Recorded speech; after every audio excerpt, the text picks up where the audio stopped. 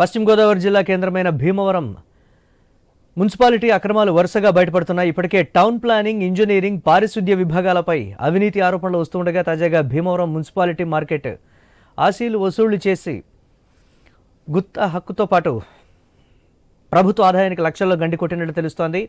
గత ఏడాది 53,100,000 పలికిన కిస్తీ పాటను ఈ ఏడాది ప్రభుత్వ నిబంధనల ప్రకారం 2 లక్షల హెచ్చుతో 55 లక్షలకు వేలంపాట మొదలుపెట్టారు.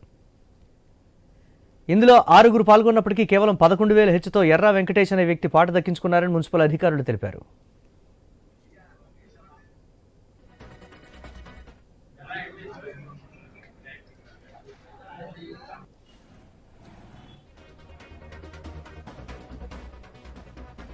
అంటే ఏడాదికి కిస్తీ పాట కేవలం 11,000 రూపాయలు పెరగడంతో పాటదారులు, అధికారులు కుమ్మక్కై ప్రభుత్వ ఆదాయానికి గండి కొట్టారనే విమర్శలు వినిపిస్తున్నాయి.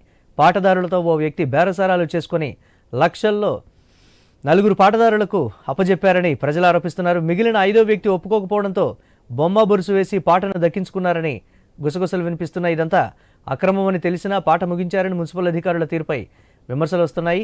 అసలు పాట నిర్వహణ ఖర్చు కూడా పెరగనప్పుడు రెన్యువల్ చేస్తే సరిపోతుంది కదా అని మార్కెట్ వర్గాలు చర్చించుకుంటున్నాయి.